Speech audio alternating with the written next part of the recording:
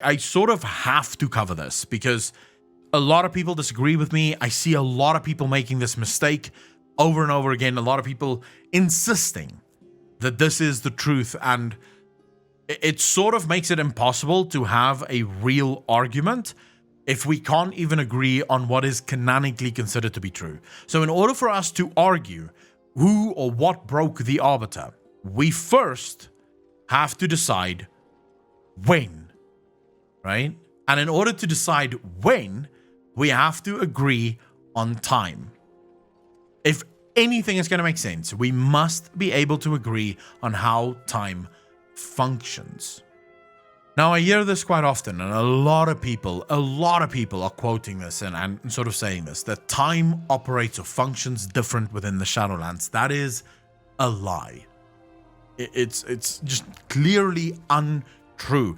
Canonically speaking, it's been confirmed that that is not the truth.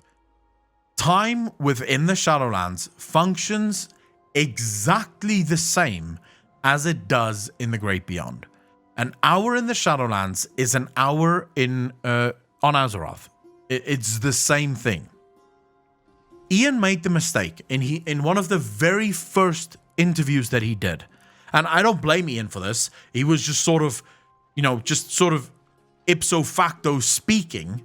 And unfortunately, with the community the way that we are when it comes to the lore, I myself went, oh my god, he's just confirmed time skip, right? Ian later had to clarify that. So Ian did state in his very first interview that time operates different in the Shadowlands. He then, in an interview with Balula, and I believe it was PC Gamer, I could be wrong. Again, you can just type in Ian Hazzikostas interview Akalon. All of my interviews with Ian will pop up, and you'll see, I think there's 2 interviews where Ian very clearly restates that sentence to say, time is perceived different. And Ian still, in Balula's interview, used the following analogy, where Ian said, it's like a dream. When you dream, I think the average dream is something like 7 minutes. I could be wrong, but I think it's 7 minutes. But you're capable of dreaming 10 years worth of shit in 7 minutes. It doesn't mean that you've now lived for 10,000 years because you dreamt 10,000 years. You've still only dreamt 7 minutes. You've just perceived things very, very differently, right? This is why someone like Jaina can be asked, what do you mean you've escaped before? And Jaina says, I've escaped countless times. I can't even remember. Thrall makes mention of this. They can't even remember how long they've been in the maw, because of how it's perceived. Now, for us as players, we will obviously not perceive it the same way. Because when I'm sitting here, I can see my watch. I live in the real world. But canonically speaking, our characters inside Shadowlands is perceiving time differently. It feels like a dream. It feels as if time can go slow or fast, can go anywhere. But canonically speaking, when you've spent an hour in the Shadowlands, you have spent an hour on Azeroth. It's the same. Steve the Newser also confirmed this, and it's also confirmed in the game. In the game, they say time is not a construct of death. In other words, time is irrelevant here. When you live for eternity, you don't care about time. So that's sort of the first thing that we have to agree on. If we're going to decide who broke the Arbiter, that must be agreed upon. We have to understand that. Time is the same. Now we can start talking about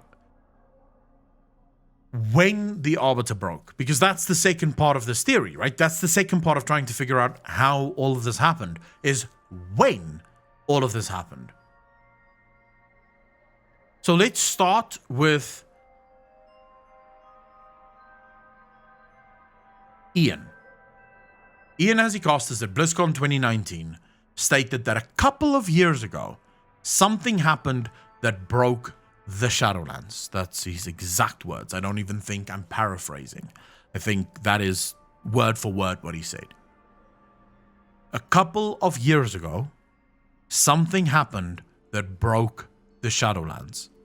At the time, in order to view Argus's death as the moment it broke, or Sargeras with the sword as the moment it broke, would put it a year ago. Not a couple, a year ago. Because at the moment of BlizzCon 2019, Argus had died a year before. Not 2, a year. So, at BlizzCon 2019, a couple of years ago, puts us at the start of Legion. It puts us legitimately at the start of Legion. Here we go. We're now at the start of Legion. So the question becomes, what now? Right? We have Argus's death about a year before, right? We have the event of Ysera's death about a couple of years before BlizzCon 2019.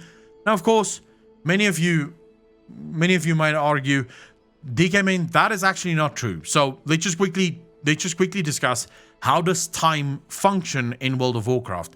It is vastly considered to be true that a day in real life is a day on Azeroth. One of the reasons this is important is because of Blizzard's day-night cycle. So Blizzard has, it's one of the only games I know of that has a built-in day-night cycle that links directly with the real world's day-night cycle. When you play World of Warcraft at night, it is nighttime in World of Warcraft. When you play it during the day, it's daytime in World of Warcraft. World of Warcraft has a 24-hour cycle. So time does not move differently in World of Warcraft than it does in reality. The only plane that we know of currently where time doesn't exist at all, or where time functions completely differently, would be the Twisting Nether, which we again have absolute confirmation of, right? In 1,000 Years of War, we are told that 15 minutes in Shadowlands, 15 minutes in Azeroth could be 10,000 years in the Twisting Nether. This is what made Sargeras such a powerful enemy, is because he would always have more time than you to plan his attacks. Right? Because he's in the Twisting Nether. He has just more time than what you do in order to do it. But that's the only place where time is different. Everywhere else it seems like time is similar. Okay, so I'm not just going to use Ian's words here. I'm actually going to go a little bit deeper on this. Ysera's soul is one of the last souls that made it into the Shadowlands before it broke. This was from Ian himself. Ysera's soul was one of the last. Not the last, otherwise this was very easy, right? This was very easy. Ysera making it in, something happened just before her death to let her in, yeah? We know that Elune took her to the Shadowlands, so it could be something that happened just before her death.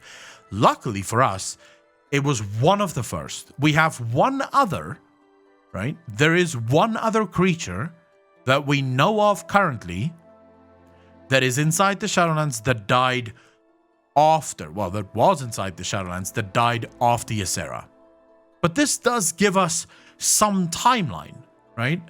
If Ysera was one of the last creatures to make it into the Shadowlands before it broke, then can we truly say that 2 years pass before the Shadowlands breaks?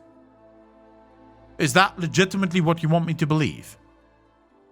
That she was one of the last souls to make it in, but only 2 years after her making it in, that's when the Shadowlands broke, right?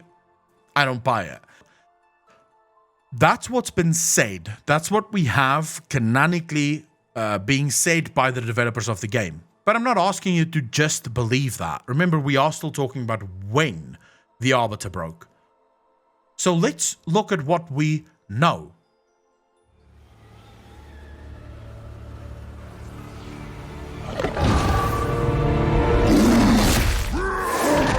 The wilds tremble before my fury!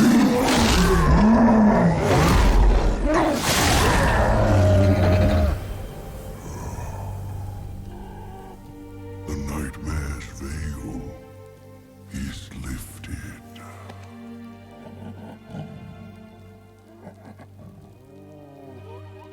I return at last to the long slumber, to the great forest beyond. Until I may serve the wilds again.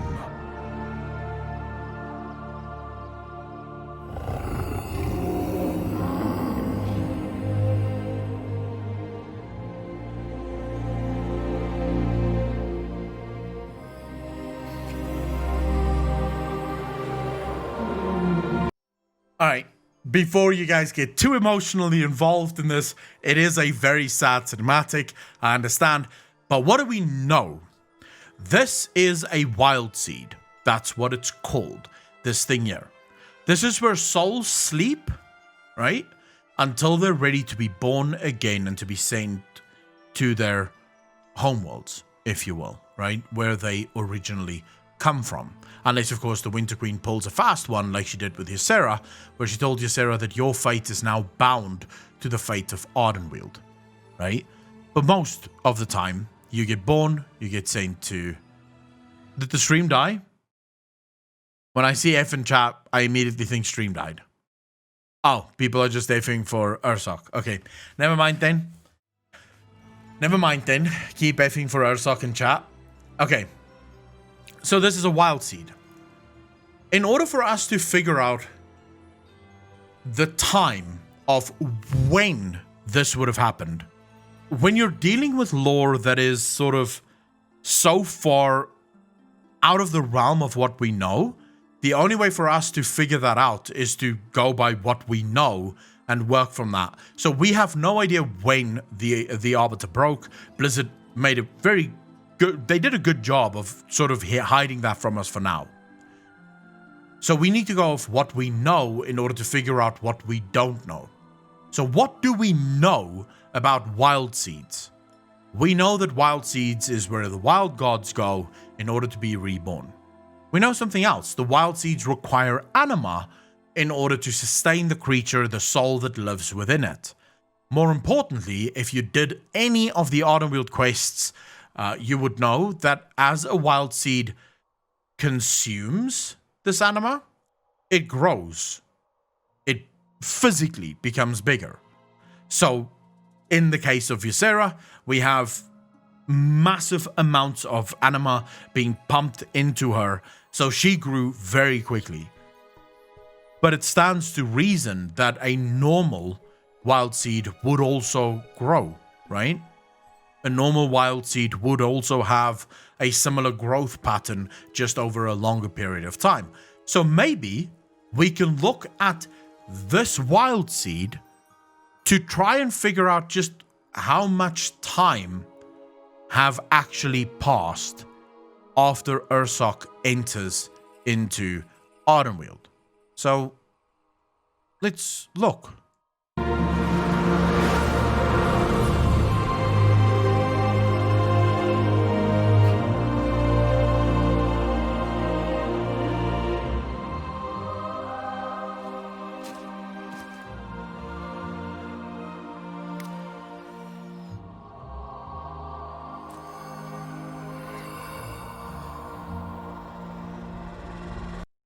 Right, so we have Ursoc here, slightly bigger, right? He's grown a bit since the first time we saw him. If we go back to... Come on, get into your fucking egg. So that's the egg there, right? That's the egg there, or the wild seed, rather. And then if we go back, we actually see the size of the wild seed here. I'd say slightly bigger, but still similar in size. Not giant, not gigantic, not a lot of time have passed here. It's still early days. Okay? Would anyone disagree with me? Chat, anyone right now, would you disagree? Do you think this egg is 5 times the size as the previous one, or 2 times the size as the previous one that we saw? Remember, also taking into account that the screen is far more zoomed in on this. It's somewhat similar. It doesn't, you don't get the idea that it's grown leaps and bounds, right? You don't get the idea that it's grown leaps and bounds. Okay, so... Especially considering his hand, right? In the first one, we also saw him in relation to the egg And you see his hand now. Same size, really. It's still small. It's still really, really small. It's still pretty much the same as it was before, right? Welcome to my grove, friend. And we also get sort of like him saying here, welcome to my grove, friend. In other words, this is the first time that he's feeding him anima, so of course he didn't grow at all, right? But now we have a baseline, a size of the wild seed when it started, right? This is all I wanted to establish so that we have an established size that we can work on. So let's keep watching and see when the drought starts if there's been any sort of real growth at this point. Now, My queen, I shall protect these souls through their winter. I shall see them reborn in their spring. No matter what trial I face. I swear it, my queen. I swear it.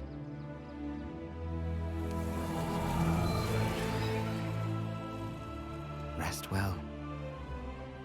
And dream. so as you can see, those are big wild seeds, right? Those are wild seeds that's been there for a while. Right, that's the little ones, the ones who just arrived. You can see them here. Yeah.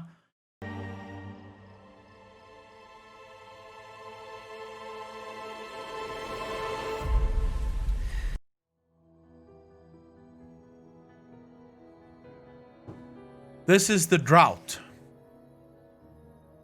Can anyone tell me what they see on the screen right now?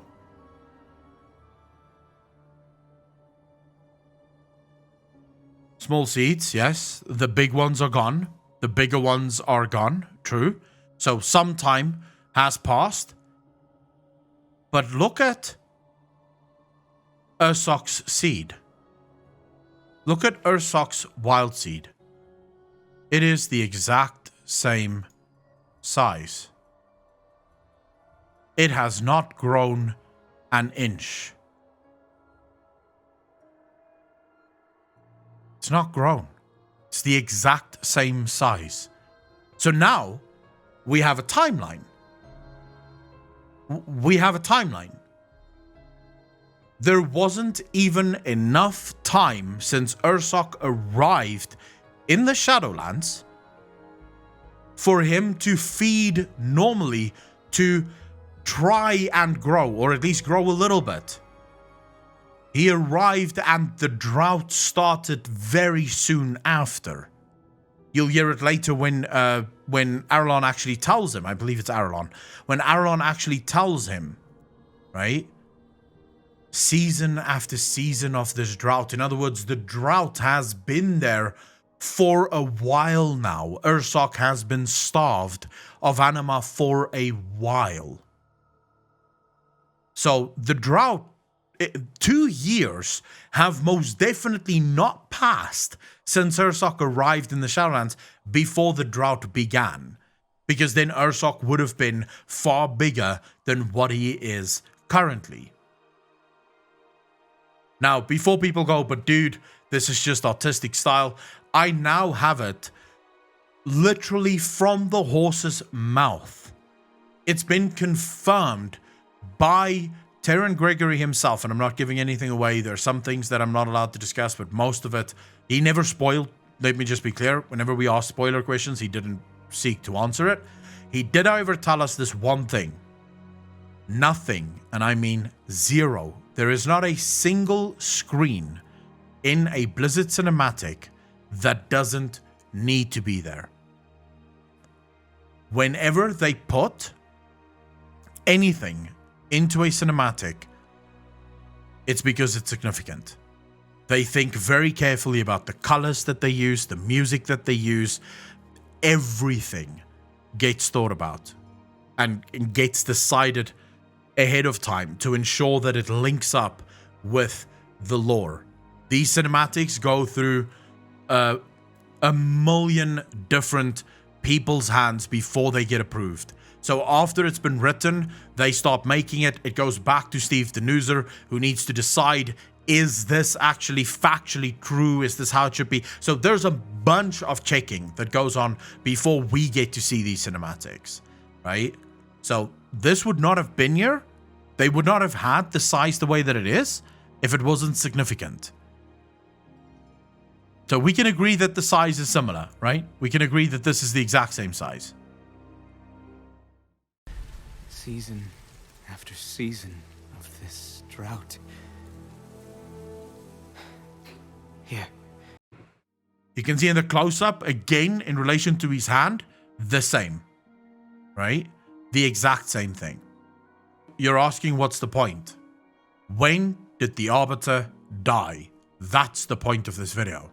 We're not looking at this because I just like looking at the afterlife cinematic. When did the Arbiter die? Because if we can figure out when, we can figure out who. After seeing everything that I've shown you up until now, who still believes that it might be Argus or Sargeras? The equivalent of believing that this is Argus is I'm telling you there's been a murder, right? The murder took place at 12 o'clock. Chris was at the bar at 12 o'clock, caught on camera at 12 o'clock, clearly not in the apartment of Hannah when Hannah was killed, and you go, it must be Chris. That's the equivalent of you saying, anyone saying that it is Argus. I have proven to you, beyond a shadow of a doubt, that the timing is off. If this was Argus, if it was Argus who destroyed the Arbiter, then Ursok would have grown at least some. Ursok would have had at least 2 years of natural flowing anima to feed on. He would have been much, much bigger, right? He would have been much, much bigger. He has not grown at all. We know how long seeds sleep for, technically, more or less. They're not there for eons. If you're saying they grow 1 millimeter per season, then what you're saying is a seed would take eons before it's reborn. But we already know that that's not how this works.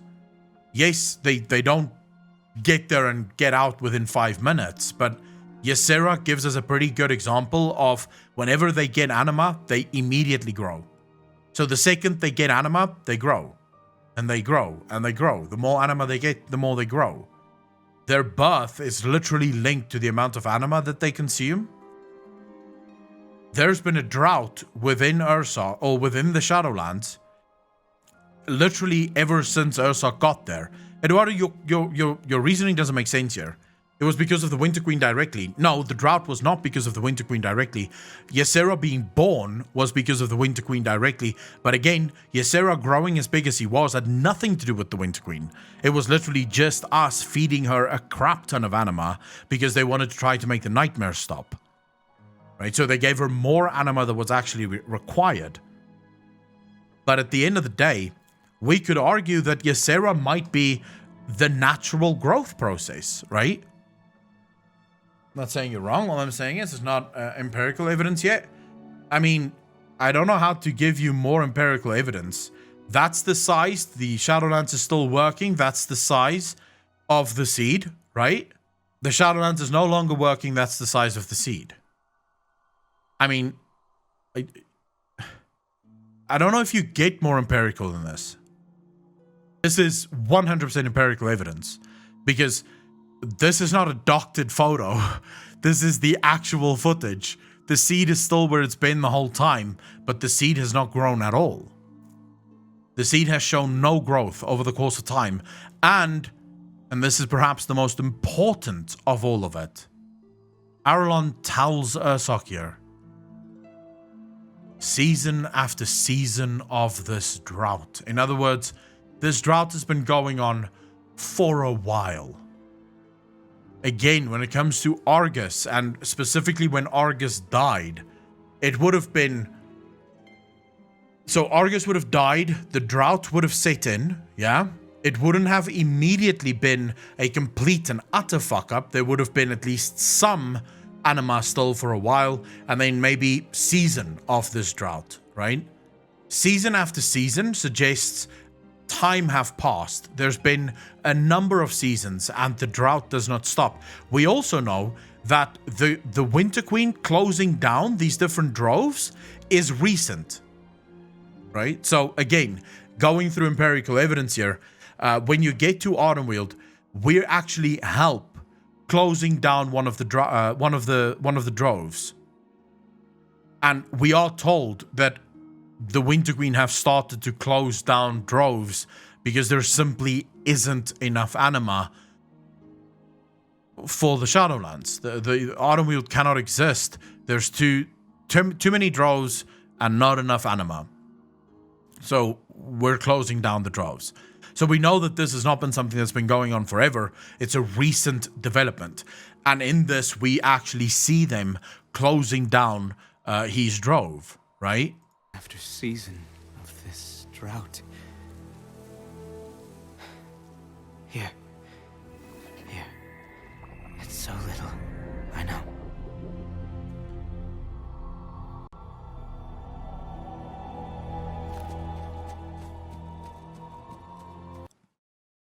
Bruceman Batwayne, that one's for you. You can put that in your pocket, keep it for a little bit later. Next time you think Azeroth is flat, you take this out of your pocket, you look at it, and you change your mind, yeah?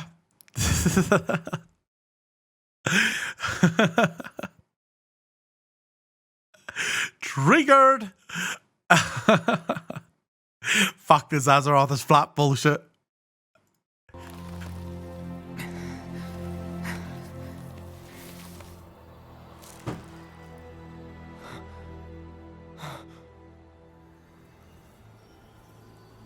Must be done.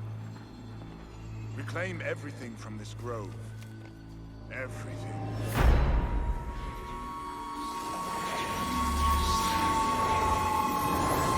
No! This is my grove! You will...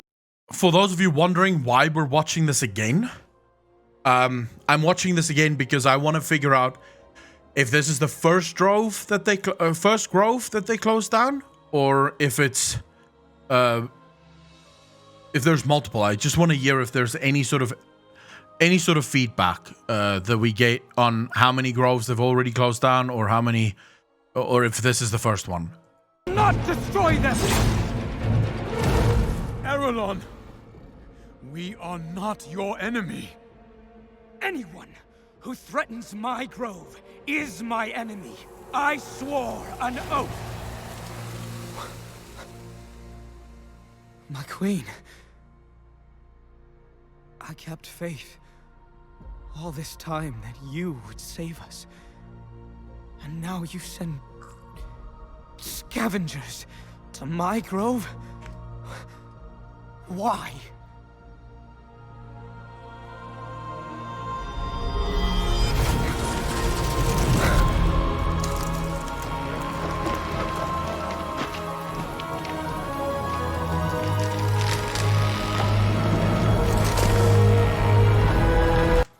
So my question here becomes, is this a vision of what is to come if the groves are not shut down?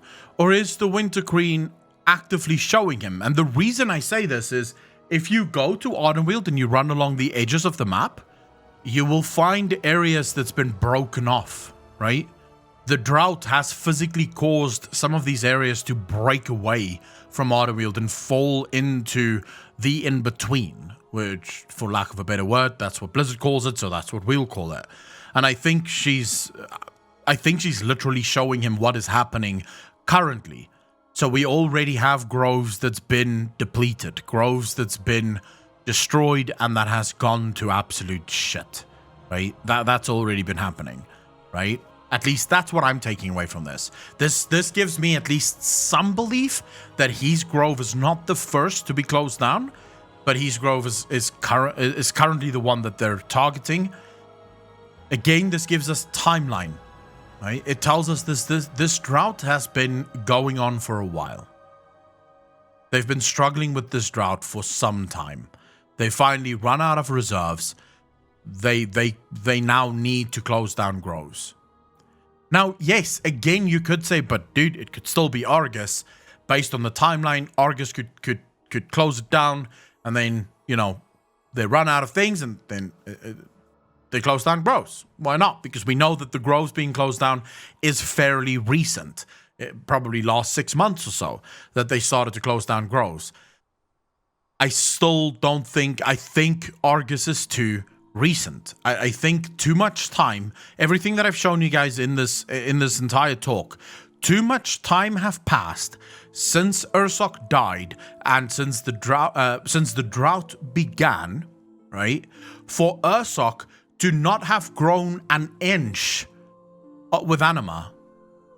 Right? There's just the time difference does not make sense. If you put Argus as the one who broke the Shadowlands, Ursoc must have grown.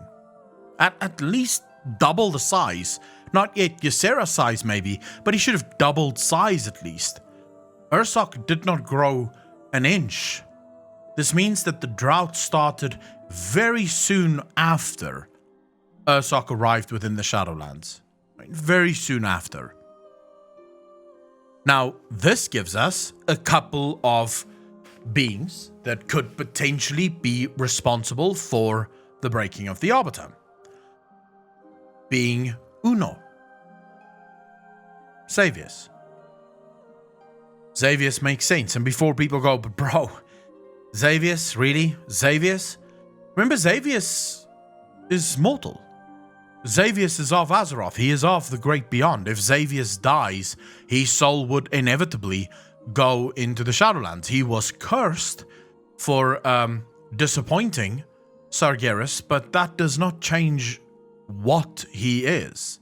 The curse does not automatically change what he is. He is still a denizen of Azeroth, a denizen of the Great Beyond, if you will. Right? So he would most likely still venture into the Shadowlands. As for Il'gynoth, I do wonder if it could be Il'gynoth. I see people talking about Il'gynoth. The idea behind Il'gynoth and behind Xavius would be similar. It is not the soul that destroyed it, it's the corruption that destroyed it. So we're not just talking about Xavius being insignificant. Think about the amount of corruption that existed within Xavius at the time of his death. For those of you that didn't do the fight, I'll explain. When you fight Xavius, he turns into an abomination.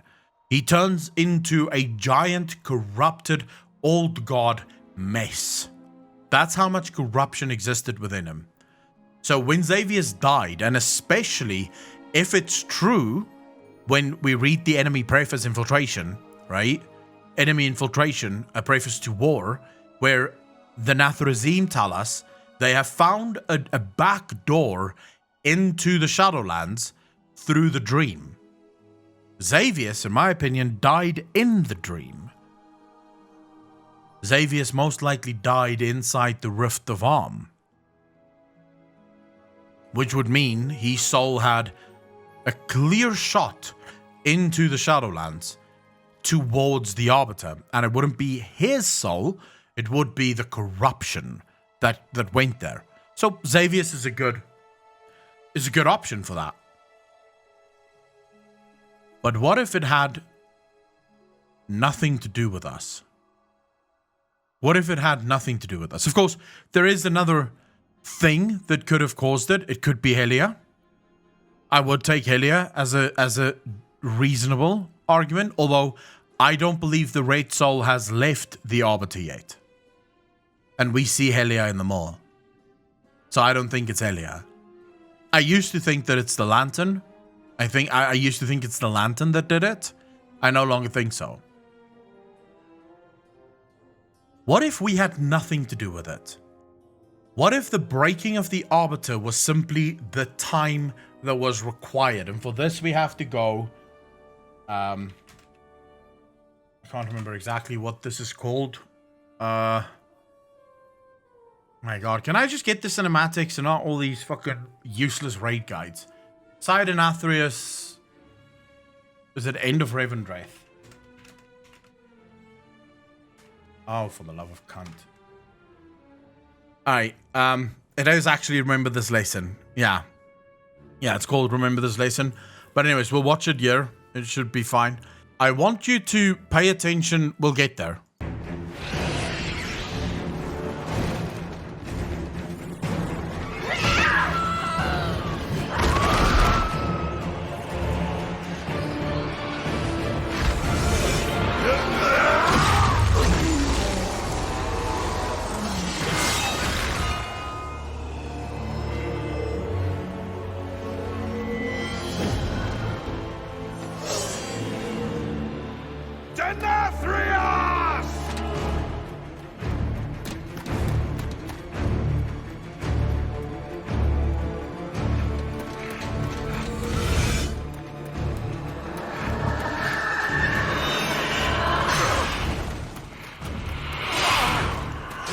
I want you to listen to the sound that this sword makes. I think that sound is important.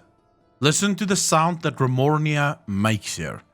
Because I do believe that that sound is super important.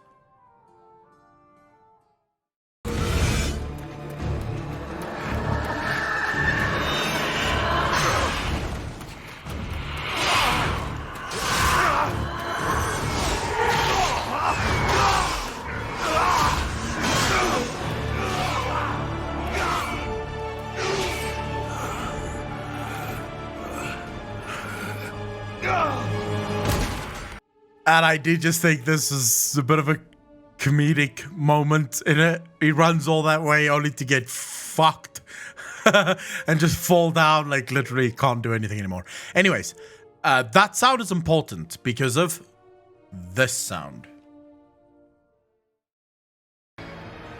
Infinite afterlives, with Oribos, the eternal city, as the shining heart.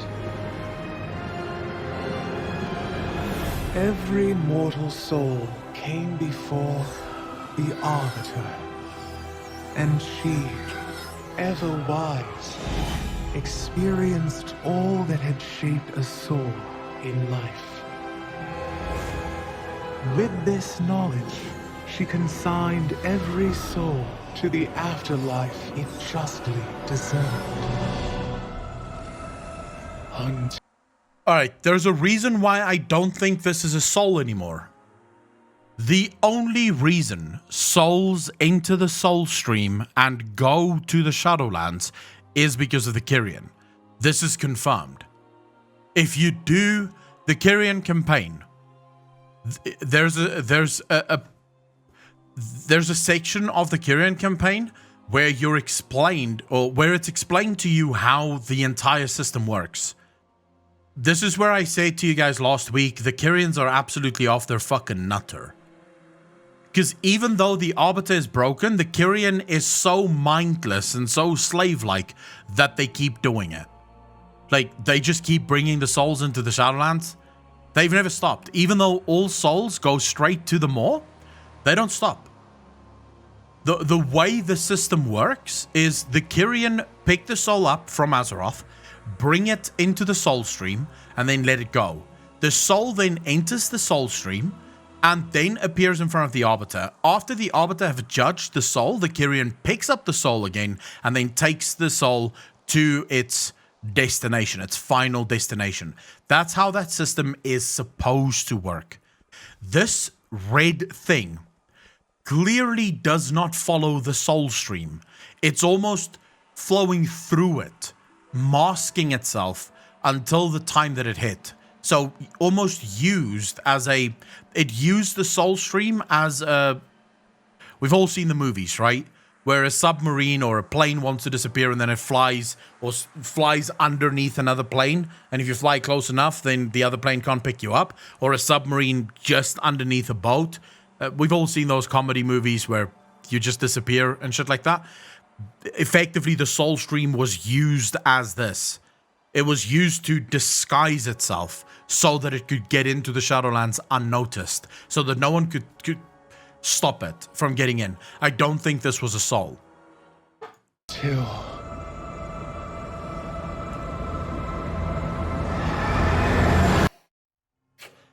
Hear that scream.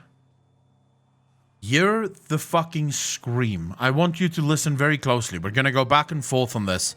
Listen, just before we switch scenes, there's a scream coming from this red soul-like beam. Listen to it closely.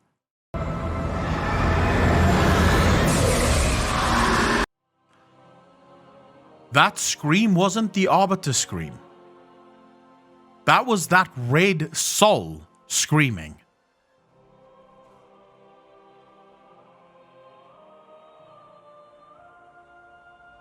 Did you guys hear it, or do you want to listen to it again? Do you want to hear the scream one more time, or did you hear what I heard?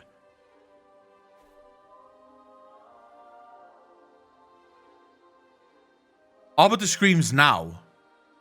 The Arbiter screams now, not here. This is not the Arbiter screaming. The Arbiter starts screaming here. That is correct. This is the Arbiter that starts screaming, but here, it's not the Arbiter yet. The Arbiter hasn't been hit yet. You have to listen from here. So listen closely. Before it even hits the Arbiter, it's still coming in. Listen to this.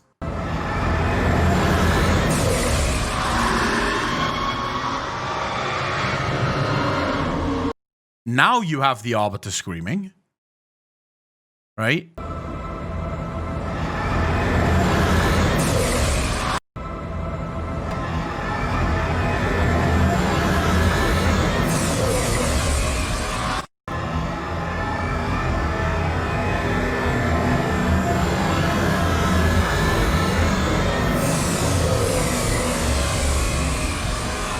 There's a scream that comes from that red beam as it strikes the Arbiter.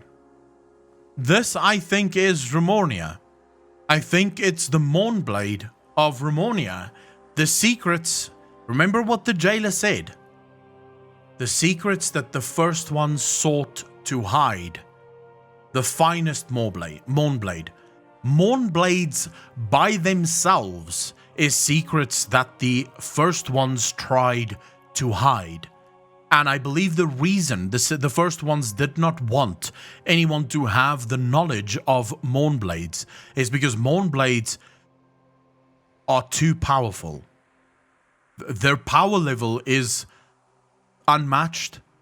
So a Mournblade could truly bring down the Arbiter. If you think about it, why would the first ones... It is said that if the Arbiter falls, everything that the first ones made will fall with her. Right? So she's a pretty important thing in this whole thing. So if they had secrets, would the secrets not directly be linked to their own creations? So Mournblades being a secret would most likely be kept because it could bring down their greatest creation. Remember, Frostmourne broke because of the light. That's a whole different discussion that we need to have. The light broke Frostmourne. It was the strength of the light that did it. So you basically needed the full power of the light to come to the aid in order to break that blade. It just shows you the magnificent power of that blade. And even after the blade has been shattered, it's still super fucking powerful, right? It still has a lot of that power. So Mournblades are truly to be, shall we say, feared. I just don't see how you can hear this scream and not be reminded of the scream of Remornia and remember this lesson.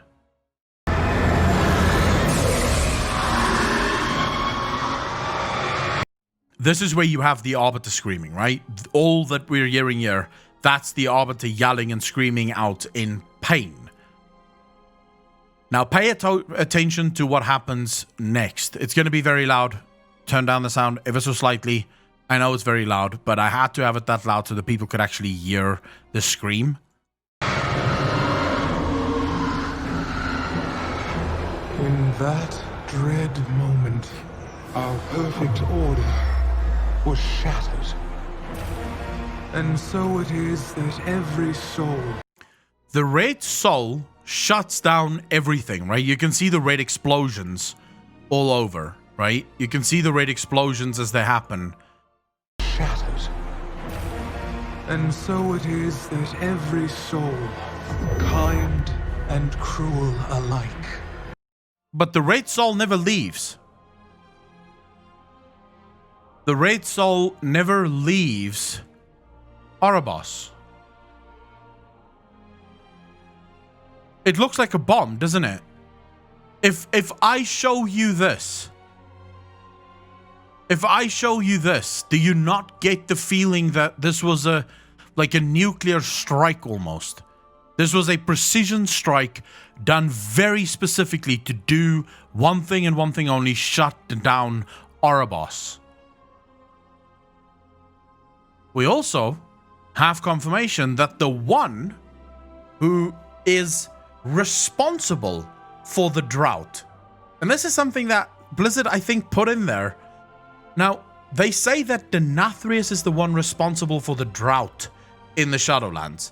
However, if I remember correctly, the way this worked is souls is placed in one of the realms by the Arbiter, and then that realm has access to that anima that is given to it. So how in the world is Denathrius responsible for the Arbiter? Or for the drought, when it's the Arbiter being down that's responsible for the drought? I think Blizzard is playing a little bit of a game with us. Yes, he did hoard all of the anima. He didn't allow for that anima to flow into Revendreth. But I think Blizzard is sort of giving us the clues that we need. Nothing we did or anything that happened on Azeroth is responsible for the breaking of the Arbiter. It is Denathrius that brought her down. Denathrius working with the jailer. The Primus says it. He has long believed or suspected that someone is working with the jailer. Right? We now know who it is. Right? We now know who it is. It is Denathrius. But if you look at this, it looks like a precision strike. Like this was planned to perfection. was shattered. And so it is that every soul, kind and cruel alike, is denied its rightful afterlife. But where's the Wraith Soul? Now this is where I'm blowing my own fucking mind. What if, when we arrived in the Shadowlands, it is said that the Arbiter stirred? What if it's not the Arbiter that stirred, but the Wraith Soul within her? If Mournblades truly is a secret that the First Ones seeked to hide, then that stands to reason that the souls used in Mournblades will respond the same way that relics of the First Ones respond to our presence. Remember, when we got close to that relic, it started to respond. If the Arbiter responded, what if it's the Wraith Soul that responded, not the Arbiter? Because I don't see the Wraith Soul leaving, or whatever the fuck that Wraith thing was, I don't see it leaving. Now, it could just be a virus, right? It could just be a virus. In other words, it wouldn't have exploded. It just infected the whole of Erebos. But then surely we would have seen it slip out. This is what blew my mind when I started thinking about this. Is where in the fuck is that Wraith Soul? I don't know. I genuinely don't know. In all honesty, I think I should end this topic by saying the following. I know I've just spent, 54 minutes convincing or trying to convince you that it could not be Argus, it could not be Sargeras, and please, people, please stop thinking it's Uther or Arthas. This is not possible. This is 100% impossible. They fit nowhere near the timeline. They died way too early for them to have been at all responsible for the bringing down, right? It's just, it is literally impossible, okay? From a timeline perspective, Argus makes more sense. But I know I've just spent the last 55 minutes now trying to convince you that it isn't Argus. What is the actual timeline? How does the actual timeline work? With that, I want to say it could still be Argus and it could still be Sargeras. Because none of the reasons I've just given you is canonical. It makes sense. It's sensical, but it's not canonical. From a canonical standpoint, we have no idea. We have zero idea what broke the Arbiter. We have zero idea how any of this shit works. I've tried my best to establish a timeline. I've tried my best to establish a window for this to happen. But if you have an actual theory that disproves it, that draws upon in-game knowledge and in-game knowledge that we have that shows that it could be Argus, I'd be happy to listen to it. Because I kind of like the idea. I'll just say this. Where is the Wraith Soul? The Wraith Soul is nowhere to be found. What if the Wraith Soul is Argus stuck inside the Arbiter, and the reason it responded to us is because, well, we are the last thing it saw before it died. We are the mechanisms of its destruction. The poetic justice in that is just uncanny, right? It's just amazing. That would be poetically so insane. So I'm happy to have it be Argus, because from a poetic standpoint, that would be gorgeous. He was the one who responded because he was like, oh my god, these are the people that killed me, right? Inside her, because that Wraith Soul is still in there. So if you have any evidence, I would love to hear it. I just currently don't see how that could be the case.